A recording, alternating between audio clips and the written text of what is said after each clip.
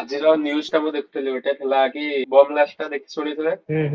ହଁ ସେ ମୁଁ ବି ଦେଖିଥିଲି ତାର ଆକ୍ଚୁଆଲ ଷ୍ଟାର୍ଟିଂ ଯଦି ଜଣା ପଡିଲା ସେଟା କାଶ୍ମୀରରେ ଜୈସେ ମହମ୍ମଦର ଗୋଟେ ପୋଷ୍ଟର ଚାରିଆଡେ ଭାଇରାଲ ସେଥିରେ ଲେଖା ହେଇଥିଲା କି ଏମିତି କିଛି ହେଇପାରେ ଆଗକୁ। ସେ କଣ ହେଇଥିଲା ସେଥିରେ, ସେ ଯିଏ ବିସ୍ଫୋରଣ ଯିଏ କରିଥିଲା ସେପଟେ ଗୋଟେ ଟିମ୍ ଥିଲେ, ଜାଣିଲେ ତ, ଗୋଟେ ସେ ଟିମ୍ ପଢୁଥିଲି ମୁଁ ସେ ନ୍ୟୁଜ ଟା, ଯୋଉ ଆମର ୟୁରିଆ ଆଉ ଏନପିକେ ଦିଟାକ ସେ ସଂଗ୍ରହ କରୁଥିଲେ। ଟୋଟାଲ ସେ 3 ଲକ୍ଷ ଟଙ୍କାରେ କିଣିଥିଲେ ସେତକ ରାସାୟନିକ ଆରକ, ତାକୁ କିଣିକିରି ସେ ବମ୍ ତିଆରି କରିଥିଲେ। ଆଉ ସେ ବମ୍ ତିଆରି ଭିଡିଓ ସେ ପୁଣି ୟୁଟ୍ୟୁବରେ ଦେଖୁଥିଲେ। ତା ପଛରେ ପୁରା ଗୋଟେ ଟିମ୍ ଅଛି, ଜାଣିଲେ। ଆପଣ କଣ କହିବା ଉପରେ? ଏଟା ଯେତେ ଯାହେଲେ ଗୋଟେ ପାକିସ୍ତାନୀ ମିଡିଆକୁ ଫଲ୍ସ ଫ୍ଲାଗ ଅପରେସନ କହିପାରନ୍ତି।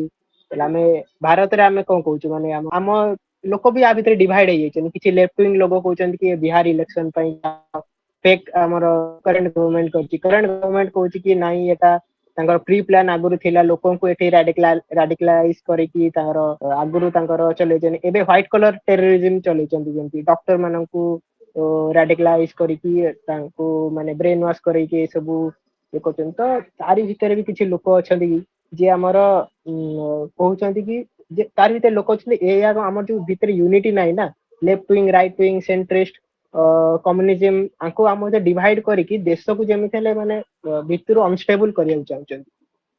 ଆମ ଦେଶ ଭିତରେ ସେ ଲୋକ ରହି ନ ପାରନ୍ତି, ମେ ବି ବାହାରେ ଥାନ୍ତି, ଯେମିତି ଆମେରିକା ଭିତରେ ତାଙ୍କର ଆମେ ଡିପ୍ ଷ୍ଟେଟ୍ ଯେମିତି କାମ କରୁଛି, ପାକିସ୍ତାନ ଡିପ୍ ଷ୍ଟେଟ୍ ଆମର ଆର୍ମି ରେଜିମେଣ୍ଟ ତାଙ୍କର ଯାହା ସବୁ, ସେଇଆ ମତେ ସେଇଆ ଲାଗେ। ସେଇ ଅନୁସାରେ ଆମ ୟୁନିଟି ଯୋଉଟା ଆମ ଦେଶ ଭିତରେ ବହୁତ ଆଗରୁ ନଥିଲା, ସେଇଥିପାଇଁ ତ ଇଂରେଜ ମାନେ ଆମ ଉପରେ ଶାସନ କରିକି ଗଲେ। ତ ଏବେ ବି ଆମ ଭିତରେ ସେଇଟା ନାହିଁ କି ସିଏ ଆମ ବିରୁଦ୍ଧ, ଆମ ମୁସଲିମକୁ କାହିଁ ସିଏ କହିଲା, କାହିଁ ସେ ମୁସଲିମ ବିରୁଦ୍ଧରେ କହିଛି, ସବୁବେଳେ ମୁସଲିମକୁ କାହିଁ ଦୋଷ ଦିଆଯାଉଛି ଟେରରିଜିମ ଭିତରେ, ହିନ୍ଦୁ ମାନେ ବି ଏଇଆ କରୁଛନ୍ତି। ସେ ତ ସେଇଟାକୁ ଆମକୁ ଫାଷ୍ଟ ଆଇଡେଣ୍ଟିଫାଇ କରିବାକୁ ହବ, ଆମ ଭିତରେ କୋଉଟା କମି ଅଛି, ତାପରେ ଆମେ କିଛି ଆଗକୁ ଷ୍ଟେପ ନେଇପାରିବା, ଆଗକୁ ବଢିପାରିବା। ହଁ, ମୁଁ ବି କିଛି କହିବାକୁ ଚାହୁଁଛି ଯେ ମୋର ଗୋଟେ ପ୍ରଶ୍ନ ମାନେ ଏଥିରେ ଉଠୁଛି ଯେ ସେ ଯେତେବେଳେ ଏଠିକି ଆସିଲେ, କହୁଛନ୍ତି ଯଦି ବାହାରର ସେ କୌଣସି ବ୍ୟକ୍ତି ଜଣେ ତ ଆମ ଭାରତକୁ ଯେତେବେଳେ ପ୍ରବେଶ କଲେ ତ ବର୍ଡରରେ ପୋଲିସ ଅଛନ୍ତି, ତ ସେ କଣ ତାଙ୍କର ଡ୍ୟୁଟି କରୁନାହାନ୍ତି? କେମିତି ପଶୁଛନ୍ତି ସେ? ଆମର ବର୍ଡର ଟା କୁହନ୍ତି ଛୋଟ ମୋଟ ଗୋଆର ବର୍ଡର କି ଆମର ଏଇ କଟକ ଭୁବନେଶ୍ୱର ବର୍ଡର ସେମିତି ବର୍ଡର ହେଲାଣି ମିନିମମ୍ ପାକିସ୍ତାନ ସହିତ 2700 या 3000 କିଲୋମିଟର ବର୍ଡର ଅଛି। ତ ତା ଭିତରେ ବି କହୁଛି ଗୋଟେ ନାଳ ମାନେ ଆମର ପାହାଡ ରହିଗଲା, କୋଉଠି ଆମର ଲୋ ଫଲ୍ ଥିବ ମାନେ ଗୋଟେ। ଲୁପ୍ ହୋଲ ଗୋଟେ ଥିବ, ତ ସେଇଟାକୁ ସେମାନେ ଫାଇଣ୍ଡ କରି ତା ଭିତରେ ଦେଇ ଆସିପାରନ୍ତି। ତ ସବୁ ଜାଗାରେ ତ ବର୍ଡର ପୋଲିସ ଆମର ବିଏସଏଫ ତୈନାତ ହେଇପାରିବେନି ନା, ତ ସେଇଠି ବି ସେଇଟା ପ୍ରୋବ୍ଲେମ ହେଇଯାଇପାରେ। ଆଉ ଏମାନେ ଯୋଉ ଏବେ ଆଟାକ କରିଛନ୍ତି ସେମାନେ ବାହାର ଦେଶର ଲୋକ, ଆମ ଭାରତ ଦେଶର ଲୋକ। ଭାରତ ଦେଶ ଭିତରେ ହିଁ କିଛିଟା ଗଦ୍ଦାର ଲୋକ ଅଛନ୍ତି ଯୋଉମାନେ କି ଏମିତିଆ କାମ କରୁଛନ୍ତି, ଲୋକଙ୍କୁ ରାଡିକାଲାଇଜ କରିକି ତାଙ୍କ ବ୍ରେନ ୱାଶ କରିକି, ଆଉ ତାଙ୍କ ମାନେ ମାନେ କହନ୍ତି ମରିଗଲା ପରେ ତମେ ଜନ୍ନତକୁ ଯିବ, ଏଇଭଳିଆ ସବୁ ଜିନିଷ କହିକି ବ୍ରେନ ୱାଶ କରିକି ଏଇଭଳିଆ ସବୁ କରୁଛନ୍ତି। ଆଉ ମେନଲି ସେ ଥ୍ରୁ ଯାହା ବି ସବୁ କନଭରସେସନ ତାଙ୍କ ଭିତରେ ହୁଏ, ଆମ ଇଣ୍ଡିଆନ ଆପ୍ କି କିଛି ଇଣ୍ଟରନ୍ୟାସନାଲ ମତଲବ ଯୋଉଟା କି ଗଭର୍ଣ୍ଣମେଣ୍ଟ ହାତରେ ଲାଗିପାରିବ, ଯୋଉ ଆପ୍ ଥ୍ରୁରେ ତାଙ୍କ କନଭରସେସନ ସେଥିରେ ସେମାନେ କରିବେନି। Highly end to end encryption ବାଲା ଆପ୍ ଗୋଟେ ଅଛି, ତୁର୍କିଶ ଗୋଟେ ଆପ୍ ଅଛି, ତା ଦ୍ୱାରା ସେମାନେ କରୁଛନ୍ତି, ଯାହାକି ମାନେ ଆମ ଗଭର୍ଣ୍ଣମେଣ୍ଟ ହାତରେ ସେଇଟା ପଡିପାରେ।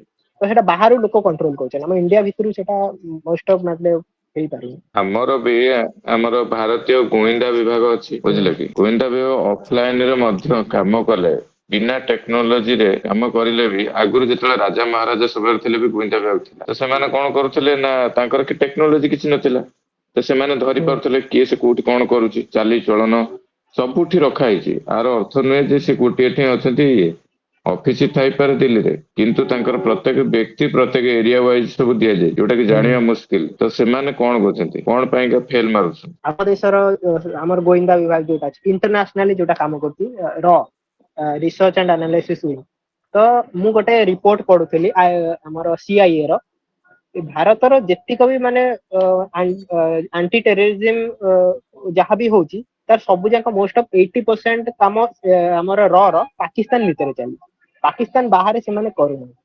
ଆଉ 20% ଯୋଉଟା ବାଂଲାଦେଶ ହେଇଗଲା, ନେପାଳ, ଶ୍ରୀଲଙ୍କା, ଆମ ଇଣ୍ଡିଆନ ନେବରହୁଡ ଭିତରେ କରୁଛନ୍ତି।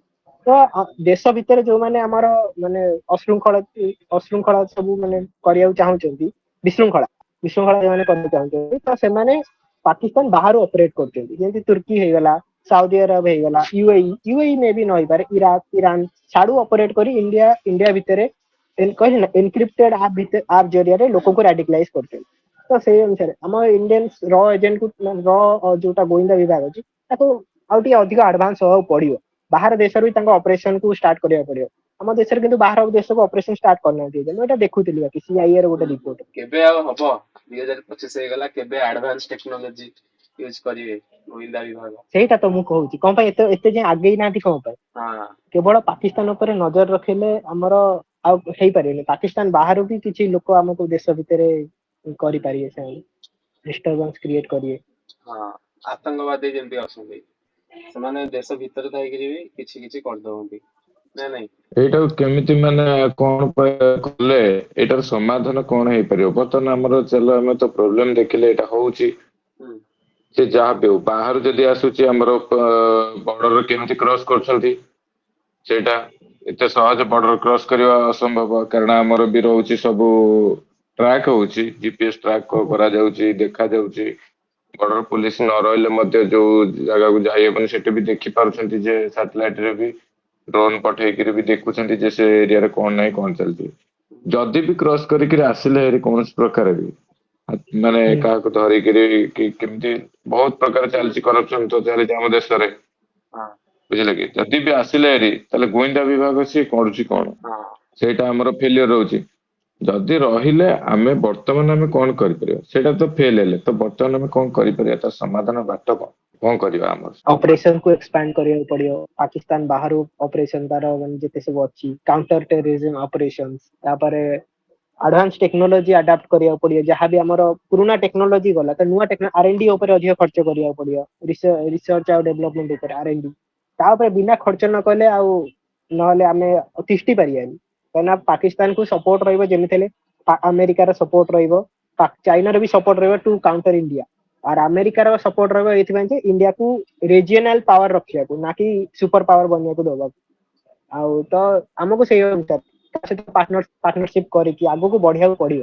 ଯେତେ ଚାଲେ ନୂଆ ଆଡଭାନ୍ସ ଟେକ୍ନୋଲୋଜି ଆଡାପ୍ଟ କଲେ ତା ଦ୍ୱାରା ଆମେ ବର୍ଡର ଗାର୍ଡିଂ ଆମର ସେ ମାନେ ହେଇପାରିବ, ଭଲସେ ହେଇପାରିବ, ଯୋଉଟା ଏବେ ହେଇପାରିବ। ତ ଆଉ ମୋ ଗୋଟେ କହିବା ହଉଛି ଯେ କଥା ଆମର ଯାହା ବି ଅଲଗା ବର୍ଡର ଅଛି, ବାଂଲାଦେଶ ହେଇଗଲା, ନେପାଳ ହେଇଗଲା, ଆଉ म्यांमार ହେଇଗଲା, ସେଠି ଆମେ ନେଗ୍ଲିଜେନ୍ସ ଅଧିକ ଦଉଛୁ, ଇଗ୍ନୋର କରିଦଉଛୁ ସେକର ସାଇଡ। ତ ତାକୁ ବି ଟିକେ ଆମକୁ ଇଏ କରିବାକୁ ପଡିବ। ଆମକୁ ମତେ ଲାଗୁଛି ଯେ ସମାଧାନର ବାଟ ହଉଛି ଗୋଟେ, ଯେମିତିକା ଧରିନିଆ ଯୋଉ ଜଣକୁ ରୋଗ ହେଇଛି ତ ଆମେ ଡାଇରେକ୍ଟ ରୋଗୀ କି ମାରି ଦଉନେ, ମାରି ଦଉଛେ କି? ନା ଜଣେ ଟେରରିଷ୍ଟ, ତା ଦେହରେ କଣ ଅଛି, ଟେରୋରିଜିମ ଯୋଉ ଚିନ୍ତାଧାରାଟା ଅଛି, ଆର ଅର୍ଥ ଆମେ ଟେରରିଷ୍ଟ କି ମାରିଦବା କି? ଯଦି ରୋଗ ଜଣକୁ ହେଇଛି, ଆମେ ରୋଗୀଟାକୁ ମାରୁନେ, ତ ଟେରୋରିଜିମ ଚିନ୍ତାଧାରା ଯୋଉ ଗୋଟେ ଯୋଉ ଆସିଛି, ଆତଙ୍କବାଦ ଚିନ୍ତାଧାରାଟା ଆସିଛି, ତାପରେ ସେ ହେଲା କଣ, ଟେରରିଷ୍ଟ।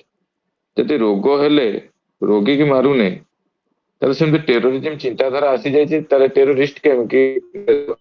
ଆମେ ଯଥା ସମ୍ଭବ ଚେଷ୍ଟା କରିବା ତାକୁ ଧରିବା, ତାକୁ ବଞ୍ଚେଇବା।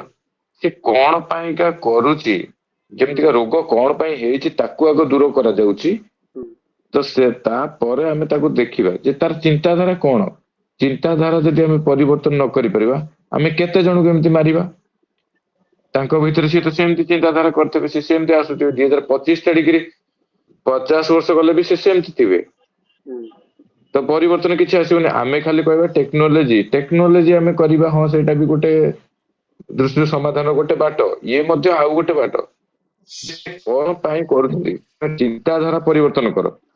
କାରଣ ତାକୁ ଜଣକୁ ମାରିଦେଲେ କଣ ହବ, ଆଉ ଜଣେ ଆସିବ, ତ ଚିନ୍ତାଧାରା ଆଉ ଟା ଜଣ ପୁଣି ଭର୍ତ୍ତି ହେଲା ତା ମୁଣ୍ଡରେ, ଠିକ ନା ନାଇଁ? ହୁଁ ମତେ ଲାଗୁଛି ଚିନ୍ତାଧାରା ଟା ତାଙ୍କର ଆଗ ଧରିବାକୁ ପଡିବ, ସେ କଣ ପାଇଁ କରୁଛନ୍ତି ତାଙ୍କୁ ବୁଝିବାକୁ ପଡିବ। ଯଦି ଏତେ ସବୁ କରିଲା ପରେ ଯଦି ନ ବୁଝୁଛି, ତାହେଲେ ସିଏ ଜାଣିବ ସେ ହେଲା ଗୋଟେ ମାନେ ବର୍ତ୍ତମାନ ସୁଦ୍ଧା ସମାଧାନ ହେଇପାରୁନି ଏବଂ କ୍ଷତି ବହୁତ ପହଞ୍ଚଉଛି, ସେଭଳିଆ ବ୍ୟକ୍ତିକି ମାରି ଦିଆଯିବ କି କଣ କରାଯିବ, ଆଗକୁ ସେଇଟା ଦେଖାଯିବ। ଆଗ ଆମର କର୍ତ୍ତବ୍ୟ ହଉଛି ତାକୁ ଜାଣିବା ଦରକାର ସେ କଣ ପାଇଁ କରୁଛି। ଯେମିତିକି ଆମର ଇଣ୍ଡିଆରେ ରେପିଷ୍ଟ ମାନଙ୍କୁ ମାରିଦିଅ, କଣ ଗୋଟାକୁ ମାରିଦେଲେ ଆଉ ମାରିଦିଅ ହଉନି କି?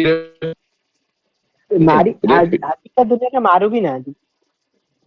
ନାଇଁ, କାହିଁକି ମାରୁନାହାନ୍ତି ବର୍ତ୍ତମାନ ସେଇଟା ସେଇଟା ଅଲଗା, ତା ପଛକୁ ଆମେ କେତେବେଳେ ଇଏ କରିବା। କିନ୍ତୁ ମୋର ବର୍ତ୍ତମାନର ଗୋଟେ କୋଶ୍ଚିନ୍ ଉପରେ ଯୋଉଟା ଚାଲିଛି, ଯେ ରେପିଷ୍ଟ କି ମାରିଦେଲେ ରେପ ବନ୍ଦ ହେଇଯିବ କି? କସାବ ଯୋଉ ଆମର ଯୋଉ ଦିଲ୍ଲୀରେ ଯୋଉ ନିର୍ଭୟା ଇଏ ହେଲା ତାକୁ ମାରି ଦିଆଗଲା, ତାପରେ ଆଉ ରେପ ହେଇନି କି? ହେଇଛି, ହଉଛି ହେଇଛି। ଆଜି ବି। ହଁ। ତାହେଲେ ମାରିଦେଲା ପରେ କିଛି ପରିବର୍ତ୍ତନ ଆସିଲା କି? ନା, କିଛି ନାହିଁ। ତାହେଲେ କଣ, ତାହେଲେ ଏଇଟା ତାହେଲେ ସମାଧାନ ନୁହେଁ। ତାର ସମାଧାନ ଏଇଟା ହଉଛି ଯେ ଗୋଟେ ସମାଧାନ ହଉଛି ଶିକ୍ଷା, ଆଉ ଆମର ଲୋକ କେତେ ଇଏ ହେଇପାରିବ, ମାନେ ଆଡାପ୍ଟ କରିପାରିବେ, ଯୋଉଟା ଭଲ ଜିନିଷକୁ ଆଡାପ୍ଟ କରିବେ, ସେଇଟାକୁ ଆମକୁ ତାଙ୍କୁ ବୁଝିବାକୁ ପଡିବ। ଶିକ୍ଷା ହିଁ ଦେଲେ ଗୋଟେ ଟାଇପ ରୁ ମାନେ ହେଇପାରିବ ଠିକ ଠାକ। ହଁ, ତ ଶିକ୍ଷା ମାନେ କଣ, ତାଙ୍କ ଚିନ୍ତାଧାରା କଣ, ସେ କାହିଁକି ଆଜି ରେପ କଲେ, ତାଙ୍କୁ ପ୍ରଥମେ ତାଙ୍କୁ ଆଗ ଜାଣ। ନାଇଁ କି ଆମେ ଶିକ୍ଷା ଦି ପ୍ରକାର ଗୋଟେ ଦିଆଯାଏ, ଯେମିତିକା ଗୋଟେ ଛୋଟରୁ ଜଣକୁ ଶିକ୍ଷା ଦେଲା ଅର୍ଥାତ ସେ କିଛି ଜାଣିନି, ଆମେ ତାକୁ ଯେମିତି କରିବା ସେ ସେମିତି ପଢିବ। ଶିକ୍ଷା ହଉଛି କଣ ନା, ଯିଏ ବର୍ତ୍ତମାନ ରେପ କଲା ସିଏ ଅଲରେଡି କିଛି ଜାଣିଛି, ସମାଜରେ ଚଳିଛି, ତ ସିଏ ବର୍ତ୍ତମାନ ପରିବର୍ତ୍ତିତ ହେଇଯାଇଛି। ତାକୁ ତା ଚିନ୍ତାଧାରାଟା ସେ କଣ ପାଇଁ ଆସିଛି, କୋଉ କାରଣ, ଆମେ ସେଇଟାକୁ ଜାଣିବାକୁ ଚେଷ୍ଟା କରିବା। କାରଣ ସିଏ ତ ଛୋଟ ପିଲା ନୁହଁ ନା, ତ ଆମେ ସେଇଟାକୁ ଜାଣିବା। କିନ୍ତୁ ବର୍ତ୍ତମାନ ଆମର ଦେଖା ଯାଉଛି ଯେ ଆମେ ଚଲେଇଛେ କଣ, ରେପ କଲା ରେପିଷ୍ଟ ମାର, ଟେରୋରିଜିମ ଯିଏ କରୁଛି ଟେରୋରିଷ୍ଟ ମାରିଦିଅ, ଯାହାକୁ ରୋଗ ହେଲା ରୋଗୀକି ମାରିଦିଅ। ବର୍ତ୍ତମାନ ଚାଲିଛି, ବର୍ତ୍ତମାନ ସେଇଆ, ମତେ ତ ଲାଗୁଛି ସେଇଆ। ମତେ ହିଁ ସେମ ଲାଗୁଛି। ତେଣୁକରି ଏଇଭଳି ଆଜିକାଲି ମୁଁ ତ ଟାଇମରେ ଦେଖି ଆସ ପାୱାରରେ ହଁ ରହିବାକୁ ଲୋକଙ୍କ ମାନେ ତମ ସପୋର୍ଟ ଆଣିବା ପାଇଁ ତମେ କିଛି ବି କର। ସେ ରେପିଷ୍ଟ ତା ଚିନ୍ତାଧାରା ବଦଳାଇ ତାକୁ ମାରିଦିଅ, ଯେମିତି ଲୋକ ତମକୁ ସପୋର୍ଟ କରେ, କେତେ ହଁ ସେ ରେପିଷ୍ଟ କୁ ମାରିଛି, ସେ ଟେରରିଷ୍ଟ କୁ ତମେ ମାରିଛ, ମାନେ କହିବେ ଭଲ କଥା। ବାସ୍ ବାସ୍। ମାନେ ମାରିବା ଅପେକ୍ଷା ତାଙ୍କ ଚିନ୍ତାଧାରାକୁ ମାରିବାକୁ ଫାଷ୍ଟ ପଡିବ, ତାପରେ ମଣିଷକୁ ସେକେଣ୍ଡ। ବାସ୍ ହଁ। ମୁଁ କହୁଛି ନା, ଚିନ୍ତାଧାରା ଟା ଯଦି ଆମେ ପରିବର୍ତ୍ତନ କରିପାରିବା ତାହେଲେ କଣ ହବ ନା, ଆମେ ଜାଣିପାରିବା ଯେ କେମିତି ଜଣକୁ ଚେଞ୍ଜ କରାଯାଇପାରିବ। ମଣିଷ ବଞ୍ଚିବ କିନ୍ତୁ ଚିନ୍ତାଧାରା ପରିବର୍ତ୍ତନ ହେଲା ତ ସିଏ କଣ କରିବ, ଆହୁରି ଲୋକଙ୍କୁ ସେ ଚେଞ୍ଜ କରେଇ ପାରିବ। ସେ ଜାଣିବ, କାରଣ ସେ ଖୁଦ ନିଜେ ଅନୁଭବ କଲା ଯେ ମୁଁ ଥିଲି କଣ, ଆଜି ହେଇଗଲି କଣ, ନା ନାଇଁ। ଆଉ ତାକୁ ମାରିଦେଲେ କଣ ହବ, ଜଣକୁ ମାରିଦେଲା ପରେ ଆଉ ଜଣେ ତା ସାଥୀ ଥିବେ, ସେ କଣ କରିବେ ନା ହିଂସ୍ର ପରାୟଣ ଟାଇପ ର ହେଇଯିବେ। କିନ୍ତୁ ତାକୁ ଯଦି ଚିନ୍ତାଧାରା ତାକୁ ଇଏ କରିଦିଆଯିବ, ପରିବର୍ତ୍ତନ କରିଦିଆଯିବ, ତାହେଲେ ସେ ପରିବର୍ତ୍ତନ ଆହୁରି ତା ସାଙ୍ଗସାଥି ପରିବର୍ତ୍ତନ ଏଥିରେ ସୁବିଧା କିଛି ମତେ ଭଲ ଲାଗୁଛି। ମୁଁ ଥିଲି କଣ, ଇଏ ଯେମିତିକି ରାହୁଲ ଗାନ୍ଧୀ ଆମର ଯେମିତିକା ତାଙ୍କର ପିତାଙ୍କୁ ଯେତେବେଳେ ହତ୍ୟା କରାହେଲା, ତାକୁ ଫାଶୀ ଦିଆଯାଇଥିଲା, ଝିଅଟେ ଯୋଉ ସେ ସ୍ତ୍ରୀ ଲୋକକୁ ଦେଇଥିଲା, କିନ୍ତୁ ସିଏ କଲେ କଣ, ଛାଡିଦେଲେ, କ୍ଷମା କରିଦେଲେ। ତାକୁ ମାରି ଦେଇଥିଲେ କଣ ହେଇଥାନ୍ତା, ସେ ଛାଡିଦେଲେ। ତ ମୁଁ କହିବା କଥା, ସିଏ ତ ଯାଇକିରି ଆଉ କୋଉ ମାରି ଦଉନାହାନ୍ତି, କୌଣସି କାରଣ ଯୋଗୁ ମାରିଥିଲେ ସେଇଟା ଆମେ ତ ଜାଣିନେ, ଯେ ହେଇଯାଇଛି। ନାଇଁ କି ଆର ଅର୍ଥ ତାଙ୍କ ଚିନ୍ତାଧାରା ଟା ଦେଖିବାକୁ ପଡିବ, ସେ କୋଉ ଯୋଗୁରୁ ମାରିଥିଲେ। ନାଇଁ କି ଆମେ ସାଥି ତାକୁ ଯିବା, ନାଇଁ ତାକୁ ସହିତ ମାରିଛି ଆମେ ତାକୁ ମାରିଦବା, ଏଇଟା ତାର ସଲ୍ୟୁସନ ମତେ ଲାଗେନି। ମତେ ଲାଗେ ଯେ ତାକୁ ଚିନ୍ତା ବାହାରେ ଧାରା ବି ଛାଡି ପରିବର୍ତ୍ତନ। ପାରିବନି ନା, ସେ ଜଣେ ମାରିଛି ମର୍ଡର, ତାକୁ ବାହାରେ ବି ଛାଡି ପାରିବାନି ଫାଙ୍କାରେ, କି ପବ୍ଲିକଲି ତାକୁ ଛାଡି ପାରିବାନି। ତାକୁ ମିନିମମ୍ ଏଇଟା ହୋମ ତ ଆରେଷ୍ଟ କରିକି ରଖିବାକୁ ପଡିବ, ମାନେ ଅଲଗା ହଁ କୋଉ ଜାଗାରେ ରଖିବାକୁ। ହୁଁ। ଜଣକୁ ଚିନ୍ତାଧାରା ପରିବର୍ତ୍ତନ କରିବାର ଅର୍ଥ ହଉଛି ତା ଉପରେ ନଜର ରଖିବା। ଯଦି ବାହାରକୁ ଛାଡୁଛେ ତାକୁ, ସେ ବାହାରେ ଚଳିବ, ତାକୁ କିନ୍ତୁ ନଜର ତା ଉପରେ ଜଣେ ରଖିବ, ସେ କେମିତି ବିହେଭିୟର କରୁଛି କଣ କରୁଛି ତାକୁ ଆଣିକି ଇଏ କରିବ। ଯେମିତି ରୋଗ ଜଣକୁ ହେଲା, ଆର ଅର୍ଥ କଣ ତାକୁ ଆମେ ଛାଡି ଦଉଛେ ବାହାରକୁ, କିଛି ସମୟ ପାଇଁ ରହୁଛି, ତାପରେ ସେ ଭଲ ଠିକ ହଉଛି। ତ ଠିକ ସେମିତିକା ଜଣକ ଚିନ୍ତା, ଯେତେବେଳେ ଆମେ ଜଣେ ପାଠ ପଢୁଛି ସେ ଶିକ୍ଷାଳୟକୁ ଆସିବ, ଶିଖିବ, ପୁଣି ସମାଜରେ ଚଳିବ, ଠିକ ସେମିତିଆ ଚିନ୍ତାଧାରା ପରିବର୍ତ୍ତନ କରିବାକୁ ହେଲେ ତାକୁ ଆଣିବାକୁ ପଡିବ, କିଛି ସମୟ ତାକୁ ତା ସେଥିରେ କନସଲ୍ଟ କରିବାକୁ ପଡିବ, ତାପରେ ତାକୁ ସମାଜକୁ ପୁଣି ଛାଡିବ, ସେଇ ସମୟ ଛାଡିବ ନାହିଁ ଯେ ତାକୁ ବନ୍ଦୀ ଭଳିଆ ଲାଗିବ। ତାକୁ ଛାଡିବ କିନ୍ତୁ ନଜର ରଖିଥିବ, ଯେମିତି ଆମକୁ ଛାଡିଦେଲେ, ବାପାକୁ ଆମକୁ ଛାଡିଦେଲେ ବି ନଜର ରଖୁଛନ୍ତି। ଗୋଟେ ଡକ୍ଟର ଛାଡିଦେଲେ ମଧ୍ୟ ଟିକେ ବୁଲିବାକୁ ଛାଡିଲେ ବି ତା ଉପରେ ନଜର ରଖିବାକୁ କହୁଛି, ସେ କଣ କରୁଛନ୍ତି କଣ ନାହିଁ ସବୁ ନଜର ରଖୁଛନ୍ତି। ସେମିତି କଲେ ଏଇଟା ମାନେ ପ୍ରୋବ୍ଲେମ ଏଟା ସଲ୍ଭ ହେଇପାରିବ, ମାନେ ମତେ ଲାଗୁଛି। ବାକି ନଜର ବି ରଖିବା, ତାକୁ କିନ୍ତୁ ଗୋଟେ ଜାଗାରେ ଆଇସୋଲେଟେଡ ରଖିବାକୁ ପଡିବ କିଛି ଟାଇମ ଯାଏ, ହଁ ନହେଲେ ସିଏ ଏଇଟା ତ ବାହାରେ ହବ, ବି ଏଇଟା ସତ ରଖିବାକୁ ପଡିବ। ମୁଁ ତ ସେଇ କଥା ବି କହୁଛି, ଆମେ ତ ସବୁ ସେଇଟା ହିଁ କହୁଛେ, କିଛି ସମୟ ରଖିବ, ତାକୁ ବୁଝେଇବ, ତାପରେ ଇଏ, କାରଣ ମଣିଷର ଚିନ୍ତାଧାରା ଅତି ଶୀଘ୍ର ଚେଞ୍ଜ ହବନି, ଧୀରେ ଧୀରେ ଚେଞ୍ଜ ହବ। ନାଇଁ କି ତାକୁ ଆର ଅର୍ଥ ନୁହେଁ ଯେ ତାକୁ ପୁରା ବନ୍ଦୀ କରିଦିଆଯିବ, ତାକୁ ପ୍ରଥମେ ଗୃହ ବନ୍ଦୀ ରୂପେ କରାଯିବ, ଅର୍ଥାତ ଲୋକ କିଛି ମିଶି ପାରିବେ ତା ଲୋକ ଆସିକିରି, ତାପରେ ପରିବର୍ତ୍ତନ ଆସିଲା ପରେ ତାକୁ ସମାଜକୁ ଛଡା ହବ, ନଜର ବନ୍ଦୀ ରୂପେ ରଖାଯିବ, ତାପରେ ଧୀରେ ଧୀରେ ତାର ପରିବର୍ତ୍ତନ ଆସିଲା ପରେ ଛାଡି ଦିଆଯିବ, ସମାଜରେ ପୁରା ଫ୍ରିଲି ସେ ଚଳିବ। ଏଇଟା ହେଲେ ପରିବର୍ତ୍ତନ ଚେଞ୍ଜ ହେଇପାରିବ କିଛି ମାନେ ଆଶା ଅଛି। କାରଣ ବର୍ତ୍ତମାନ ସୁଦ୍ଧା ତ ଯେତିକି ସବୁ କରାଯାଉଛି ମାରି ଦିଆଯାଉଛି ସେଥିରେ ତ କିଛି ଫଳ ହେଇ ଆସୁନି। ଆମେ ତ ଦେଖି ଆସିଲୁଣି 10-15 ବର୍ଷ ମୁଁ ତ ଦେଖି ଆସୁଛି କିଛି ବି ହଉନି। ବାକି କିଛି ସେକେଣ୍ଡ ଟାଇମ ଯଦି ସେ ପୁଣି କଲା ସେ କାମ, ତାପରେ ଦେଖିବା ଏଇଟା ଗୋଟେ ଆପଣେଇବା, ଇଏ ଗୋଟେ ଆପଣେଇଲା ପଦ୍ଧତି ଗୋଟେ ପରେ ଆପ୍ଲାଏ କରିବା, ଇଏ ଗୋଟେ ଟେକ୍ନିକ। ଆମେ ଆଗରୁ ଚାଲିଥିଲା ସେଇ ଟେକ୍ନିକ ରେ, ଏବେ କିଛି ଗୋଟେ ନୂଆ ଟେକ୍ନିକ ଲାଗୁ ହବ। ତାପରେ ଦେଖିବ ଯଦି କିଛି ଚେଞ୍ଜେସ ନ ହଉଛି ପୁଣି ଆଉ କିଛି ବଦଳେଇବ। କାହିଁକିନା ସଦାବେଳେ ଚିନ୍ତାଧାରାଟା ବଦଳିବା ଦରକାର ନା। କାହିଁକିନା ସେମିତି ରହିଯାଇ ନିଶ୍ଚିତ ଆଜି ଯାଇ ଆସୁଛି, କିଛି ଫଳ କିଛି ଆସୁନି, କିଛି ଫଳପ୍ରଦ ହଉନି। ଯଦି ତ ହଁ ହଁ କାରଣ ମଣିଷର ଯଦି କିଛି ବି ପରିବର୍ତ୍ତନ ଘଟୁଛି ଚିନ୍ତାଧାରା ହୁଁ ଟା ବହୁତ ଶୀଘ୍ର ପରିବର୍ତ୍ତନ ଘଟେ, ନାହିଁ କି ଶାରୀରିକ ପରିବର୍ତ୍ତନ ବେଶୀ ଘଟେ। ଶାରୀରିକ ପରିବର୍ତ୍ତନ ସୀମିତ ମାତ୍ର, କିନ୍ତୁ ଚିନ୍ତାଧାରା ବହୁତ ଶୀଘ୍ର ଶୀଘ୍ର ପରିବର୍ତ୍ତନ ହୁଏ। ତେଣୁକରି ଶିକ୍ଷା ସବୁ କିଛି ପରିବର୍ତ୍ତନ କରିପାରେ କୁହାଯାଏ, କାହିଁକି ନା ଶିକ୍ଷାରୁ ଚିନ୍ତାଧାରା ପରିବର୍ତ୍ତନ ହେଇପାରେ। ମତେ ହଁ ଲାଗେ ଯଦି ଯେ ନା ମାନେ କିଛି ଆମେ ତାକୁ ମାନେ ରଖିଲୁ ଆଇସୋଲେଟରେ, ତାକୁ ବୁଝେଇଲୁ, ସେ ପୁଣି ଆଉଥରେ କଲା ସେ କାମଟା, ଆଉ ତାକୁ ଆଉଥରେ ବି ଆଣି ରଖିଲୁ, ପୁଣି ସେ ଯେତେ ଥର କରିছে ତାର ଭିକ୍ଟିମ ବି ସଂଖ୍ୟା ବଢି ଚାଲିଥିବ ନା ନାଇଁ। ଯଦି ଜଣେ ମର୍ଡରର ସେ ଥରେ ମାଇଲା, ପୁଣି ସେକେଣ୍ଡ ଟାଇମ ବି ସିଏ ତାକୁ ରଖିଲୁ ଜେଲ ଛାଡିଲୁ, ତାର ପୁଣି ସେକେଣ୍ଡ ଟାଇମ ବି ସିଏ ସେୟା କଲା, ଥାର୍ଡ ଟାଇମ ବି କଲା, ତାକୁ ଆମେ କେତେ ଦିନ ଯାଇ ତାପରେ। ଏମିତି ହେଲେ ତାକୁ ରଖି ଦିଆଯିବ ବହୁତ, ଯେ ହୁଁ ପର୍ଯ୍ୟନ୍ତ ତାର ସେ କ୍ଷମତା ନ କମିଛି, ଶାରୀରିକ କ୍ଷମତା ବା ତା ମାନସିକ ଜଣାଯିବ ଯେ ମାନସିକ ପ୍ରୋବ୍ଲେମ ଅଛି। ଜଣେ ଜଣକୁ ମାରୁଛି କୋଉ ଉଦ୍ଦେଶ୍ୟରେ ପୁଣି ମାରୁଛି ସେଟା ବି ଜାଣିବାକୁ ପଡିବ। ଜଣେ ଜଣକୁ ମାରୁଛି ତାର ବି ବହୁତ କାରଣ ଥାଇପାରେ, ଯେମିତି କି ତାକୁ ଦେଖିବାକୁ ପଡିବ ଜଣେ କାହିଁକି ମାରୁଛି। ତାକୁ ଯଦି ବାରମ୍ବାର ତାକୁ ଜଣକୁ ଇନସଲ୍ଟ କରାଯାଏ, ତାର କ୍ଷମତା କାପାବିଲିଟି ନାହିଁ, ବାର ବାର ଇନସଲ୍ଟ କରିବେ, ତ ସେ ଇନସଲ୍ଟ ଯୋଗୁ ଜଣେ ଜଣକୁ ବି ମାରୁଛନ୍ତି, ଯାହାକୁ କୁହନ୍ତି ଅନର କିଲିଂ। ଅନର କିଲିଂ ଯେମିତି କି କିଏ କଣ ମାନେ ସେ କାହିଁକି ମୋ ଝିଅକୁ ବାହା ହେଇଗଲା, ସେ ଅମୁକ କାଷ୍ଟର ବାହା ହଁ ହେଇଗଲା ତ ଅନର କିଲିଂ, କିଛି ନାହିଁ ଅନର କିଲିଂ। ତ ପୁଣି ଯଦି ସେଇ କାମ କରିବ ସେ ପୁଣି ଅନର କିଲିଂ କଣ, ଅନର ଉପରେ ଯେତେବେଳେ ଆଞ୍ଚ ଆସିବ ତ ମାରି ଚାଲିବ। ଯଦି ସେ ଯୁଗରୁ ତ ଏଇଟା ହଉଛି ଆମେ ନେକ୍ସଟ କେତେବେଳେ ଗୋଟେ ଆଲୋଚନା କରିବା। ହୁଁ କାରଣ ଜଣେ ମଣିଷକୁ ମାରେ କଣ ପାଇଁକା, ହୁଁ କଣ ପାଇଁ, ହୁଁ ତାର କାରଣ ସବୁ କଣ ହେଇପାରେ। ଜଣେ ଖାଦ୍ୟ ପାଇଁ ମାରୁଛି, କିଏ ଜାଗା ବାଡି ପାଇଁ ମାରୁଛି, ସେଇଟା ଉପରେ ଆମେ ଆଲୋଚନା ଆଗକୁ କରିବା। ଆଗକୁ କିନ୍ତୁ କରିବା। ପରିବର୍ତ୍ତନ କଣ କଲେ ହେଇପାରିବ ହୁଁ ସେଇଟା ଆମର ଏଇଟା ଗୋଟେ, ଏଇଠି ଗୋଟେ ଆମେ ଏଇ ଟପିକ ଟାକୁ ଗୋଟେ ସୁରୁଖୁରୁରେ ଗୋଟେ ସାରିବା।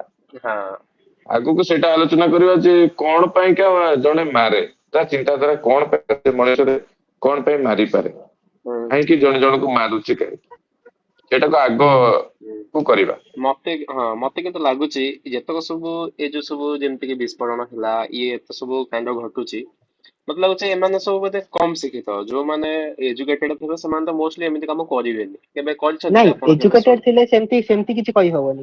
ଏବେ ଡକ୍ଟର ଡିଗ୍ରୀ ତ ତମେ ଜାଣିଥିବ କେତେ ହାର୍ଡ, ନିଟ୍ କ୍ଲିୟର କରିବାକୁ ପଡିବ, ତାପରେ ତମେ କେତେ ନିଶ୍ଚିତ ଟାଇମ ରହିକି ନିଶ୍ଚିତ ସେ କରିବ। ହୁଁ ବାକି ଏବେ ହ୍ୱାଇଟ କଲର ଟେରରିଜିମ ଯୋଉଟା ହେଲା, ସିଏ ବି ଡକ୍ଟର ହେଲା, ଡକ୍ଟର ଉମର। ହଁ ହଁ, ହଁ ହଁ ତ କିନ୍ତୁ ମୋଷ୍ଟଲି ତ ସେଥିରୁ ମୋଷ୍ଟଲି ଏମିତି କହିହବ। ଦେଖାଯିବ ଯଦି 90% ତ ନୁହଁ ନା।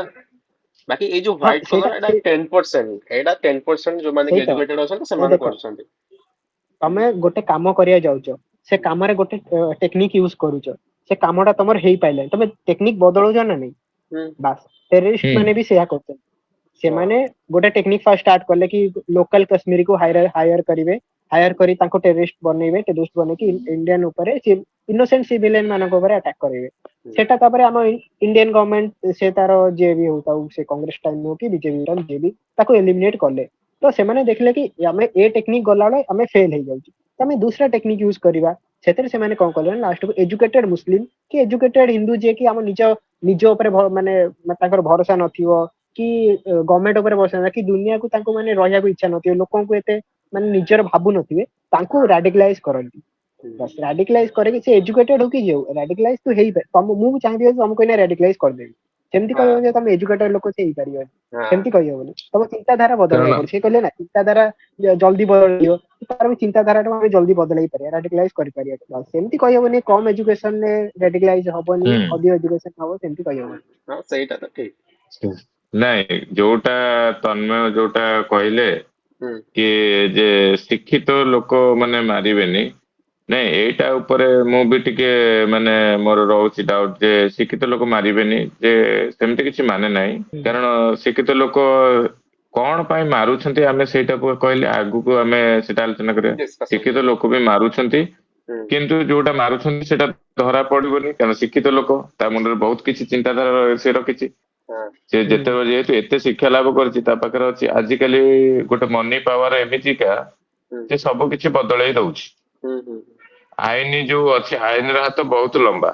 ଲମ୍ବା ହାତ କେବେ କାମ କରେନି। ଆପଣଙ୍କ ହାତ ଛୋଟ ଅଛି ମାନେ ଯେତିକି ଆବଶ୍ୟକତା ଅଛି ବୋଲି ଯେତିକି ଲମ୍ବା ସେତିକିରେ ଠିକ ଖାଇପାରୁଛନ୍ତି। ଯଦି ଆପଣଙ୍କ ହାତ 1.5 କିଲୋମିଟର ହେଇଯିବ ଆପଣ ଖାଇପାରିବେନି। ଆଉ ଖାଇବନି। କାରଣ ଖାଦ୍ୟ ଖାଦ୍ୟ ପହଞ୍ଚୁ ପହଞ୍ଚୁ ଆପଣଙ୍କ ପାଟିକି ଆପଣ ମରିଯାଇଥିବେ। ହଁ ତେଣୁକରି ଆମକୁ କୁହାଯାଉଛି ଯେ ଆଇନର ହାତ ବହୁତ ଲମ୍ବା। ମୁଁ ତ ସେଥିପାଇଁ କୁହେ ଯେ ହଁ ବଢିଆ ତ କଥା ଆଇନର ହାତ ବହୁତ ଲମ୍ବା ବୋଲି ଖୁସି ଯାଉଛୁ ଆମେ। କାରଣ ସେ ହାତ ଆସିଲା ବେଳକୁ ଥାପଟେ ଖାଇଲା ବେଳକୁ ଟାଇମ ନାହିଁ। ଚୋର ହଁ ଭାଗିସ ଠିକ ଯଦି ଠିକ ମୋ ହାତ 1.5 କିଲୋମିଟର କି 50 କିଲୋମିଟର ଲମ୍ବା ହେଇଯାଇଥିବା ତାହେଲେ ମୁଁ କଣ ଖାଇବି? ମୁଁ ମରି ଯାଇଥିବି। ତ ଠିକ ସେମିତି ଆମ ଆଇନଟା ଲମ୍ବା ହାତ ବଢିଆ ଏଥିରେ ଫାଇଦା ବି ନଉଛନ୍ତି। ତାକୁ ଆଉଥରେ କେତେବେଳେ ଗୋଟେ କରିବା। ଆଚ୍ଛା ହଉ ଆଜିର କହିବାକୁ ଗଲେ ମାନେ ମୁଖ୍ୟ ଆମର ଆସିଲା ଯେ ଚିନ୍ତାଧାରା ପରିବର୍ତ୍ତନ କରିବା ନାଇଁ କି ରୋଗୀ କି ମାରିବା। ଆମକୁ ରୋଗକୁ ନିପାତ କରିବାକୁ ପଡିବ ନାଇଁ କି ଟେରୋରିଜିମ ଚିନ୍ତାଧାରାକୁ ହଟେଇବା ନାଇଁ କି ଟେରୋରିଷ୍ଟ କି ହଟେଇବା। ଆମର ମୁଖ୍ୟ ବର୍ତ୍ତମାନ ଆମେ ପହଞ୍ଚିଲେ ଯେ ଆମେ ତା ଚିନ୍ତାଧାରାକୁ ପରିବର୍ତ୍ତନ କରିବା ନାଇଁ କି ତାକୁ ମାରିଦବା ଡାଇରେକ୍ଟ। ଯଦି ଆମେ ରୋଗଟାକୁ ହଟଉଛେ ରୋଗୀ କି ମାରୁନେ ତାହେଲେ ସେଇ ମାନେ ଏଇଟା ଆପଣେଇବା ଏଠି ମତେ ଲାଗୁଛି ଟିକେ ଭଲ ରହିବ। ହଁ ହଁ ହଁ କାରଣ ନାଇଁ କି ଆମେ ରେପିଷ୍ଟ କି ମାରିଦବା ତା ରେପ ଯୋଉ ଚିନ୍ତାଧାରାଟା ସେ ରେପ ଚିନ୍ତାଧାରାଟା ହଟେଇବାକୁ ପଡିବ। ଆମେ ବର୍ତ୍ତମାନ ସୁଦ୍ଧା ଦେଖି ଆସିଛନ୍ତି ବର୍ତ୍ତମାନ 10-15 ବର୍ଷ ହେଇଗଲା ଆମେ ଯେତେ ବି ଦେଖି ଆସିଛୁ ରେପିଷ୍ଟ ବି ମରା ଯାଉଛି ଯାହା କରାଯାଇଛି। କିନ୍ତୁ ତାପରେ ଘଟି ଚାଲିଛି କିଛି ପରିବର୍ତ୍ତନ ସେମିତି କିଛି ଭଲ ଆସିନି ପରିବର୍ତ୍ତନ ଆସିନି ଦେଖିଥିବି। କିନ୍ତୁ ମୁଁ ବର୍ତ୍ତମାନ ଚାହୁଁଛି ଯେ ପରିବର୍ତ୍ତନ ଆମେ କରିବା ଚିନ୍ତାଧାରାଟା। ଏଇଟା ହଉଛି ଆମର ମୋ ମତରେ କଣ ଶୁଭ୍ରାଂଶୁ କଣ ରାଜି ନା କଣ? ମୁଁ ସବୁବେଳେ ଚାହେଁକି ଯୋଉଟା ଲୋକଙ୍କର ପାଇଁ ମାନେ ଲୋକ ଯୋଉଟା ଆଡାପ୍ଟ କରିପାରିବେ ଯୋଉଟାକୁ ସେଇଟା ହିଁ ସମସ୍ତଙ୍କୁ ଆପ୍ଲାଏ କରାଯାଉ। ଏଇଟା ନୁହେଁ କି ତୋ ଚିନ୍ତାଧାରା ଟା ଖରାପ ଅଛି ମୁଁ ତତେ ମାରିଦେବି ସେମିତି କହିହବନି। ତୁ ଆଗେ ବଦଳା ତାକୁ ଟାଇମ ଦିଆଯାଉ ତାକୁ କିଛି ଟାଇମ ଦିଆଯାଉ। ତମକୁ କଣ ଲାଗୁଛି ମାନେ ଏ ଚିନ୍ତାଧାରା ଟାକୁ ଆପ୍ଲାଏ ମାନେ ଏଇଟାକୁ ଗୋଟେ ଆପଣେଇଲେ ଗୋଟେ କିଛି ମିଳିବ ଗୋଟେ ଆଶା ନେଇକରି ଯିବା କଥା। ସେମିତି ମିଳିବ ସମସ୍ତେ ବୋଲି ଆମେ ତ କିଛି ନାହିଁ ଗୋଟେ ଆଶା ନେଇକରି ଆମେ ଯାଉଛେ କଣ ହବ ଆମେ ଜାଣିନେ ଆକୁ ଆପ୍ଲାଏ କରିବା ଯେ କଣ ଲାଗୁଛି ଏଥିରେ ମାନେ ଏଇଟାକୁ ଆପଣେଇଲେ ଗୋଟେ କିଛି ଗୋଟେ ପରିବର୍ତ୍ତନ ତ ହବ କିଛି ତ ହବ ଗୋଟେ ଆଶା ହବ। ଲାଗୁଛି। ଆପଣଙ୍କୁ କଣ ଲାଗୁଛି ଆଶା ଅଛି କିଛିଟା ହବ କି? ଲୋକର ମନ ନା ବଦଳି ଯାଇପାରେ ତାହେଲେ ହେଇପାରିବି ହବ ଏଇଟା କିଛି ତ ହୁଁ ଚାନ୍ସ ବି ଅଛି ନା 1% ଚାନ୍ସ ତନ୍ମୟ ବି ସେ ଅଛି ମାନେ ହବ। ତନ୍ମୟ କଣ କହୁଛନ୍ତି? ମୁଁ କହୁଛି କି ଯେହେତୁ ଆମର ଆଗରୁ ଏଇ ସିଷ୍ଟମ ଚାଲି ଆସୁଥିଲା ଏଇ ଟେକ୍ନିକ ଯେ ଭୁଲ କଲା ତାକୁ ମାରିଦେଲ ସେଇଟା ନ କରିକି ତାକୁ ଗୋଟେ ସୁଯୋଗ ଦିଆଯାଉ ଯୋଉଟା କି ତା ପରିବର୍ତ୍ତନ କରାଯାଉ ତା ଯୋଉ ଚିନ୍ତାଧାରାଟାକୁ ଫାଷ୍ଟ ବଦଳା ଯାଉ। ଏଇଟା ମୋ ମତରେ ବି ମୁଁ ବି ମତାମତ ଦେବି ଆପଣଙ୍କ କଥାରେ। ହୁଁ ତାକୁ ତାର ଫାଷ୍ଟ ତା ଯେହେତୁ ମାଇଣ୍ଡ ଟା ହଁ ଯେହେତୁ ସେ ହୁଁ ଏଥିରେ କିଛି ଆମ ପରିବର୍ତ୍ତନ ଦେଖାଯାଉନି ତ ଗୋଟେ ତାକୁ ତାର ବୁଦ୍ଧି ଟାକୁ ଚେଞ୍ଜ କରାଯାଉ ତାର ଚିନ୍ତାଧାରା ଆସି ଲୋକଙ୍କୁ କେମିତି କଣ ପାଇଁ ପାପ କାମ କଲା ଭୁଲ କାମ କଲା ଚିନ୍ତାଧାରା ଟାକୁ ବଦଳାଯାଉ ଯାହା ଫଳରେ ଅନ୍ୟମାନେ ବି ଚିନ୍ତାଧାରା ବଦଳେଇବା ଫଳରେ ଏଇଟା କମି ପାରିବ ମତେ ଲାଗୁଛି ତ।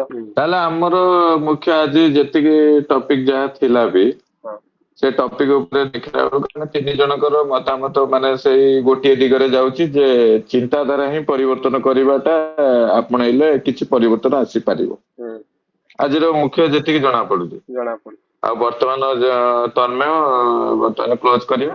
ହଁ କିଛି ବର୍ତ୍ତମାନ ଇଏ କହିକିରି ଯୋଉ ସାଙ୍ଗମାନେ ଦେଖୁଛନ୍ତି ଚ୍ୟାନେଲରେ ଆପଣଙ୍କର ମତାମତ କମେଣ୍ଟ ସେକ୍ସନରେ ଜଣେଇଦେବେ। ଆଉ ଆଜି ପାଇଁ ଏତିକି ଆମ ସାଥିରେ ଥିଲେ ଶୁଭ୍ରାଂଶୁ ଆଣ୍ଡ ଜେଲେକ୍ସ। ଆଉ ନେକ୍ସଟ ଭିଡିଓରେ ଦେଖିବା ଆଉ ଥରେ ଗୋଟେ ନୂଆ ଟପିକ ସହିତ ଦେଖାହବ ଠିକ ଅଛି ଥ୍ୟାଙ୍କ ୟୁ ସମସ୍ତଙ୍କୁ ଧନ୍ୟବାଦ ରହିଲି। ଧନ୍ୟବାଦ।